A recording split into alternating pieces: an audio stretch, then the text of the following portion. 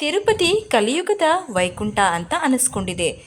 ತಿರುಪತಿ ದೇವಸ್ಥಾನದ ಬಗ್ಗೆ ಹಲವಾರು ರಹಸ್ಯಗಳು ಜನರನ್ನು ಗಮನ ಸೆಳೀತಾ ಇವೆ. ಅಂಥದ್ರಲ್ಲಿ ಒಂದು ತಿಮ್ಮಪ್ಪನಿಗೆ ಹಚ್ಚುವಂತಹ ಪುನುಕು ಬೆಕ್ಕಿನ ಸುಗಂಧ ತೈಲ. ಭೂಲೋಕದಲ್ಲಿ ಪ್ರಾಣಿ ಹಾಗೂ ಪಕ್ಷಿಗಳು ಹೆಚ್ಚಾಗಿ ದೇವರ ವಾಹನ ಅಂತ ಪರಿಗಣಿಸಿ ಅವನ್ನು ಪೂಜಿಸುವ ಸಂಪ್ರದಾಯ ಬಂದಿದೆ. ಆದರೆ ಬೆಕ್ಕನ್ನು ಮಾತ್ರ ಅಪಶಕುನ ಅಂತ ಕರೆಯಲಾಗುತ್ತೆ. ಬೆಕ್ಕಿಗೆ ವಿಶೇಷ ಮನ್ನಣೆ ಕೊಡದಿರಲು ಕೂಡ ಒಂದು ಕಾರಣವಿದೆ ಸ್ನೇಹಿತರೆ. ಪುರಾಣ ಕಥೆಯ ಪ್ರಕಾರ ಸಮುದ್ರ ಮಂಥನದ ಕಾಲದಲ್ಲಿ ಮೊದಲು ಬಂದ ಕಾರ್ಕೋಟಕ ವಿಷವನ್ನು ಲೋಕ ಕಲ್ಯಾಣಾರ್ಥವಾಗಿ ಪರಶಿವನು ಸ್ವೀಕರಿಸಿ ನಂಜುಂಡೇಶ್ವರನಾದ ಕತೆ ನಮಗೆಲ್ಲರಿಗೂ ತಿಳಿದಿರುವುದೇ. ಮಂಥನ ಮತ್ತೆ ಮುಂದುವರಿದಾಗ ಅದರಲ್ಲಿ ನಾನಾ ವಸ್ತುಗಳು ಹೊರಹೊಮ್ಮುತ್ತವೆ. ಅದರಲ್ಲಿ ಅಶ್ವ, ಗಜ, ಚಂದ್ರ, ಅಪ್ಸರಿಯರು, ಗಂಧರ್ವರು ಬರುತ್ತಿದ್ದಂತೆ ದೇವಿ ಮಹಾಲಕ್ಷ್ಮಿಯ ಜೊತೆಗೆ ಅವಳ ಅಕ್ಕ ಅಲಕ್ಷ್ಮಿ ಅಂದರೆ ಜ್ಯೇಷ್ಠಾಲಕ್ಷ್ಮಿ ಕೂಡ ಬರ್ತಾಳೆ. ಜೊತೆಗೆ ರಾಕ್ಷಸರ ಜೊತೆ ಅವಳು ಬರ್ತಾಳೆ. ಲಕ್ಷ್ಮಿ ಜೊತೆ ಬಂದ ಬೆಕ್ಕನ್ನು ಯಾರು ವಾಹನ ಮಾಡಿಕೊಳ್ಳುವುದಿಲ್ಲ. ಕೊನೆಗೆ ಅದು ಜ್ಯೇಷ್ಠಾಲಕ್ಷ್ಮಿಯ ವಾಹನವಾಗುತ್ತೆ. ಅಲ್ಲದೆ ಜ್ಯೇಷ್ಠಾಲಕ್ಷ್ಮಿ ಅಸುರರ ಶಕ್ತಿಯನ್ನು ಆಶ್ರಯಿಸ್ತಾಳೆ. ತಂಗಿ ಲಕ್ಷ್ಮಿ ವಿಷ್ಣುವಿನ ಆಶ್ರಯ ಪಡೆದು ಮಹಾಲಕ್ಷ್ಮಿಯಾಗಿ ಸಂಪತ್ತಿನ ಒಡತಿ ಅಂತ ಪೂಜೆಗೊಳ್ತಾಳೆ. ಅಕ್ಕ ಜ್ಯೇಷ್ಠಾಲಕ್ಷ್ಮಿಯನ್ನು ಅಲಕ್ಷಿಸಿದ ಕಾರಣ ಅಲಕ್ಷ್ಮಿಯ ವಾಹನ ಬೆಕ್ಕೆ. ಆದ್ದರಿಂದ ಬೆಕ್ಕನ್ನು ಅಪಶಕುನ ಅಂತ ಪರಿಗಣಿಸ್ತಾರೆ ಅಂತ ಕಥೆಯಲ್ಲಿ ಉಲ್ಲೇಖವಾಗಿದೆ. ಇನ್ನೊಂದು ಕಥೆಯಂತೆ ಬೆಕ್ಕು ಅಶುಭ ಗ್ರಹವಾದ ರಾಹುವಿನ ವಾಹನ ಅಂತ ಹೇಳಲಾಗುತ್ತೆ. ಹಾಗಾದರೆ ಬನ್ನಿ, ಪುನುಗು ಬೆಕ್ಕು ಅಂದರೇನು? ಇದರ ಸುಗಂಧ ಶ್ರೀನಿವಾಸನಿಗೆ ಏಕೆ ಇಷ್ಟ? ಈ ಎಲ್ಲ ವಿಷಯವನ್ನು ತಿಳಿದುಕೊಳ್ಳೋಣ. ಸಮುದ್ರ ಮಥನದಲ್ಲಿ ಲಕ್ಷ್ಮಿ ಜೊತೆಯಲ್ಲಿ ಇವಳ ಅಕ್ಕ ಜ್ಯೇಷ್ಠಾಲಕ್ಷ್ಮಿಯು ಬಂದು ರಾಕ್ಷಸರನ್ನು ಆಶ್ರಯಿಸ್ತಾಳೆ. ನಾರಾಯಣನನ್ನು ಆಶ್ರಯಿಸಿದ ಲಕ್ಷ್ಮಿ ಮಹಾಲಕ್ಷ್ಮಿಯಾಗಿ ಪೂಜಿಸಲ್ಪಡ್ತಾಳೆ. ಇಲ್ಲಿಂದಲೇ ಜ್ಯೇಷ್ಠಾಲಕ್ಷ್ಮಿಗೆ ಎಲ್ಲರ ತಿರಸ್ಕಾರ, ಅವಮಾನಕ್ಕೆ ಗುರಿಯಾಗಿ ದುಃಖದಿಂದ ನಾರಾಯಣನಲ್ಲಿ ಬಂದು ಕೇಳಿಕೊಳ್ತಾಳೆ. ಅಲಕ್ಷ್ಮಿಯ ನೋವು ಅರ್ಥ ಮಾಡಿಕೊಂಡ ನಾರಾಯಣ ಆಕೆಗೊಂದು ವರವನ್ನ ಕೊಡ್ತಾನೆ.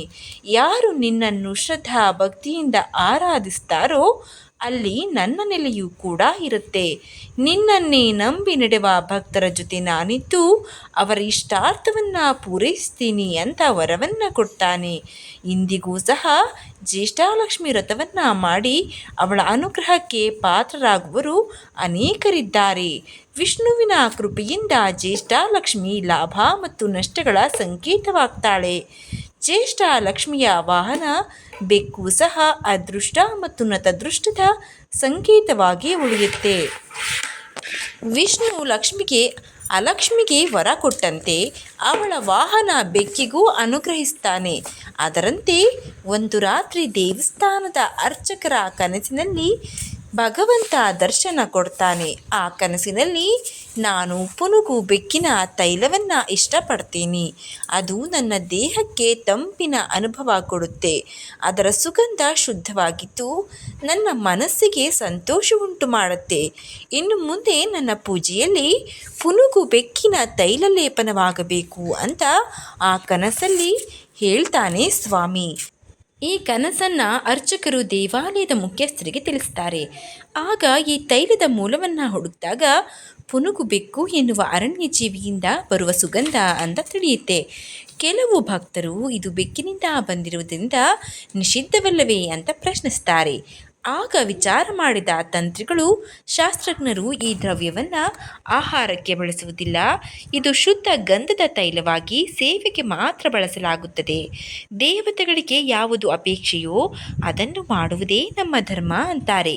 ಅಂದಿನಿಂದ ಇಂದಿಗೂ ಸಹ ಶ್ರೀನಿವಾಸನಿಗೆ ಪುನುಗು ಬೆಕ್ಕಿನ ತೈಲ ಸೇವೆ ಅನುಗಾಲ ನಡೀತಾ ಇದೆ. ತೈಲ ಸೇವೆ ಅಂದರೇನು? ತಿರುಪತಿ ತಿಮ್ಮಪ್ಪನಿಗೆ ಪಂಚಾಮೃತಾಭಿಷೇಕ ಆದ ಮೇಲೆ ವಸ್ತ್ರ, ಒಡವೆ, ಸರ್ವಾಲಂಕಾರ ಭೂಷಿತನಾಗಿದ್ದರೂ ತಿಮ್ಮಪ್ಪನಿಗೆ ಅಚ್ಚುಮೆಚ್ಚಿನ ಪುನುಗು ಬೆಕ್ಕಿನ ಸುಗಂಧ ತೈಲ ಲೇಪನದ ನಂತರವೇ ಅವನ ಅಲಂಕಾರ ಸಂಪೂರ್ಣವಾಗಿ ತೃಪ್ತನಾಗ್ತಾನೆ ಪರಮಾತ್ಮ. ಪ್ರತಿ ಶುಕ್ರವಾರ ತಿರುವಾಭರಣ ಅಲಂಕಾರದ ನಂತರ ಪುನುಗು ಸುಗಂಧ ದ್ರವ್ಯ ಲೇಪನ ಮಾಡ್ತಾರೆ. ಇದು ಪುರಾಣ ಕಾಲದಿಂದಲೂ ನಡೆದುಕೊಂಡು ಬಂದಿರುವ ಪದ್ಧತಿ. ಪುನುಗು ಬೆಕ್ಕು ಎಂದರೆ ನಾಯಿ ಅಂದರೆ ಕಾಡು ಬೆಕ್ಕು ವರ್ಗಕ್ಕೆ ಸೇರಿದ ಪ್ರಾಣಿ. ಇದು ನೈಜವಾಗಿ ಬೆಕ್ಕಿನ ಜಾತಿ ಅಲ್ಲ, ಆದರೆ ಕೊಂಬಿನ ಗುಂಡಿ ಇದರ ವರ್ತನೆಗಳ ಕಾರಣ ಬೆಕ್ಕು ಅಂತ ಕರೆಯಲಾಗುತ್ತೆ. ಈ ಬೆಕ್ಕಿನ ಹಿಂಭಾಗವನ್ನು ನೋಡಿದರೆ ಹಳದಿ ಹಾಗೂ ಬೂದು ಬಣ್ಣದ ಜೇನುತುಪ್ಪದಂತಹ ದ್ರವ ಈ ಚರ್ಮವನ್ನು ಹೊತ್ತಿದಾಗ ಬರುತ್ತದೆ. ಇದನ್ನು ಸಂಗ್ರಹಿಸಿ ಹಲವು ತಿಂಗಳು ತಂಪಾದ ಸ್ಥಳದಲ್ಲಿಟ್ಟು ಮರುಶೋಧನೆಯನ್ನು ಮಾಡಿದ ನಂತರ ಸುಗಂಧವಾಗಿ ಬದಲಾಗುತ್ತದೆ. ಈ ದ್ರವ್ಯವನ್ನೇ ಸುಗಂಧ ದ್ರವ್ಯ ಅಂತ ಕರೆಯಲಾಗುತ್ತೆ ಹಾಗೂ ಇದನ್ನೇ ದೇವಾಲಯದಲ್ಲಿ ದೇವರಿಗೆ ಅರ್ಪಿಸಲು ಬಳಸ್ತಾರೆ. ಪುನುಗು ಬೆಕ್ಕು ರಾತ್ರಿ ಇಡೀ ಎಚ್ಚರವಾಗಿರುವ ನಿಶಾಚರ ಪ್ರಾಣಿ. ಇದರಂತೆ ಇರುವ ಇನ್ನೊಂದು ಜಾತಿ ಮರ ಬೆಕ್ಕು ಇದೆ. ಪುನುಗು ಬೆಕ್ಕು ನೋಡಲು ಮುಂಗಸಿಯಂತೆ. ಇದರ ನಾಭಿಯಿಂದ ದ್ರವ ಬರುತ್ತದೆ. ಈ ದ್ರವವನ್ನು ಪರಿಷ್ಕರಿಸಿ ಶುದ್ಧವಾದ ಮೇಲೆ ಸ್ವಾಮಿಗೆ ಅರ್ಪಿಸುವುದು. ಪುನುಗು ರಾತ್ರಿ ಇಡೀ ಎಚ್ಚರವಾಗಿದ್ದು ಸಂಚರಿಸುತ್ತಾ ಬೇಟೆಯಾಡ್ತಾ ಇರುತ್ತೆ. ಇದರ ತೈಲವನ್ನು ಸಂಗ್ರಹಿಸಲು ವಿಶೇಷವಾದ ಜಾಗರೂಕತೆಯನ್ನು ವಹಿಸ್ತಾರೆ. ತೈಲಕ್ಕಾಗಿ ತಿರುಪತಿಯಲ್ಲಿ ಪುನುಗು ಬೆಕ್ಕುಗಳನ್ನು ಸಾಕಲಾಗಿದೆ. ಇವುಗಳನ್ನು ವಿಶಾಲವಾದ ಬೋನಿನಲ್ಲಿಟ್ಟು ದಪ್ಪನೆಯ ಗಂಧದ ಕೊರಡನ್ನು ಇಟ್ಟಿರ್ತಾರೆ. ಬೆಕ್ಕಿಗೆ ಬಹಳ ತಾಪವಾದಾಗ ಅದು ಗಂಧದ ಮರದ ತುಂಡಿಗೆ ತನ್ನ ಮೈಯನ್ನು ಉಜ್ಜಿಕೊಳ್ಳುತ್ತದೆ. ಆಗ ಬೆಕ್ಕಿನ ನಾಭಿಯಿಂದ ಹಳದಿ ಬಣ್ಣದ ದ್ರವ ಬರುತ್ತದೆ. ಆ ದ್ರವ ಮರಕ್ಕೆ ಅಂಟಿಕೊಳ್ಳುತ್ತೆ. ಈ ತೈಲ ಕೇವಲ 2-3 ಗ್ರಾಂ ಇರುತ್ತದಷ್ಟೇ.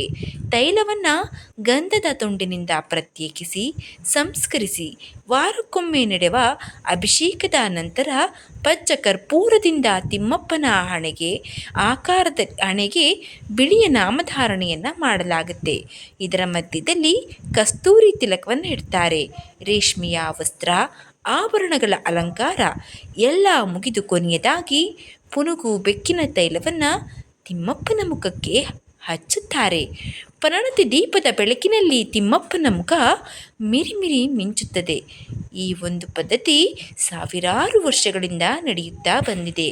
ವೆಂಕಟೇಶನ ಗರ್ಭಗುಡಿಯ ಒಳಗೆ ಕಿಟಕಿಗಳು ಇಲ್ಲ, ಏಕೆಂದರೆ ಯಾವುದೇ ಮಾಲಿನ್ಯ ತಿಮ್ಮಪ್ಪನಿಗೆ ತಗಲಬಾರದೆಂಬ ನಿಯಮ.